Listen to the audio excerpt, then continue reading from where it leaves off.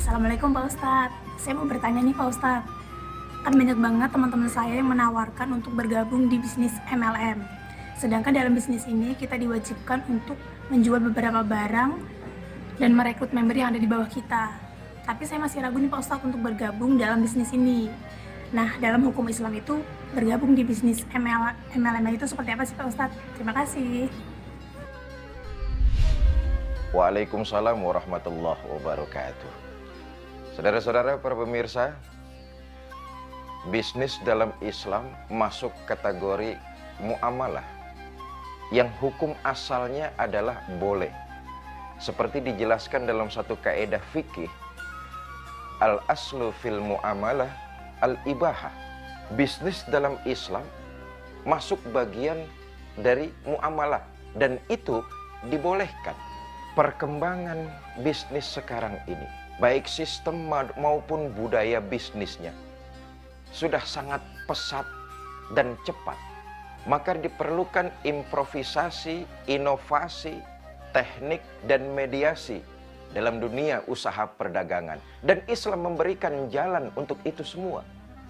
Maka dunia usaha, bisnis, perdagangan dalam Islam boleh dan memberikan ruang untuk melakukan perniagaan. Tetapi kemudian asal perniagaannya, asal bisnisnya, asal usahanya tidak keluar dari jalur-jalur syariat agama. Seperti penanya tadi, apa hukumnya dalam agama Islam tentang multi level marketing? Saudara para pemirsa, pakar marketing mengatakan ada 3 macam jenis pemasaran. Pertama, marketing eceran. Yang kedua, marketing penjualan langsung kepada konsumen. Ini yang mereka sebut direct selling.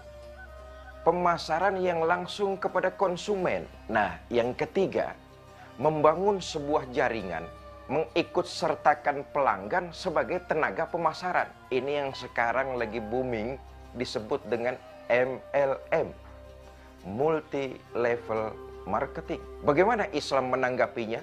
Di awal saya katakan hukum asalnya ibahah, boleh, tetapi dengan prinsip-prinsip. Apa prinsipnya? Pertama, menjauhi sifat doror. Apa itu doror? Bahaya. Tidak boleh sebuah usaha dilakukan menjerumus kepada hal-hal yang sifatnya doror, bahaya. Umpama menanamkan investasi untuk melakukan pendirian, pendistribusian, dan penyebaran narkoba. Menginvestasikan uang untuk menyalurkan, membuat dan menyalurkan serta menjadi bagian dari distribusi narkoba. Doror, bahaya, dan ini haram. Yang kedua, menjauhkan hal-hal yang bersifat jahalah. Apa itu jahalah? Ketidakjelasan. Dalam Islam sebuah perniagaan, barang yang mau diperjualbelikan harus jelas bentuknya. Tidak boleh samar-samar, apalagi orang sekarang bilang beli kucing dalam karung. Barangnya itu harus jelas. Saya menjual barang misalnya dengan si fulan, barangnya itu harus tampak dan jelas, serta diperlihatkan kepada fulan. Lalu terjadilah transaksi tawar-menawar. Maka prinsip yang kedua, jauhi sifat jahalah, ketidakjelasan. Pembeli dan penjual akan sah bertransaksi kalau barang yang diperjualbelikannya itu tidak jahalah. Harus jelas. Bapak, Ibu, saudara-saudara, para pemirsa Net TV yang saya cintai, berkaitan dengan MLM, multi level marketing. Sistem ini pernah dijalankan oleh baginda kita Nabi besar Muhammad SAW. Beliau pernah melakukan ini ketika awal-awal berdakwah di Mekah. Dakwah yang dilakukan Nabi itu multi level marketing, dari mulut ke mulut, dari orang ke orang, dari rumah ke rumah. Pesannya berantai. Membangun sebuah jaringan yang mereka juga diikut sertakan oleh baginda Nabi sebagai pemasar. Ini dilakukan oleh baginda kita Nabi besar Muhammad Shallallahu Alaihi Wasallam, menyebarkan Islam, mendakwahkan kepada mereka menggunakan person to person, dari mulut ke mulut, dari rumah ke rumah, dari orang ke orang. Saudara, saya kembali, muamalah ini masuk kategorinya muamalah. Maka hukum asalnya dalam Islam jelas dibolehkan, tetapi dengan sesuai syariat agama Islam.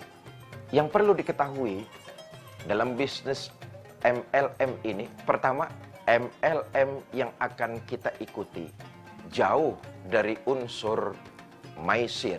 Apa maisir itu? Investasi judi. Jelas ini hukumnya haram.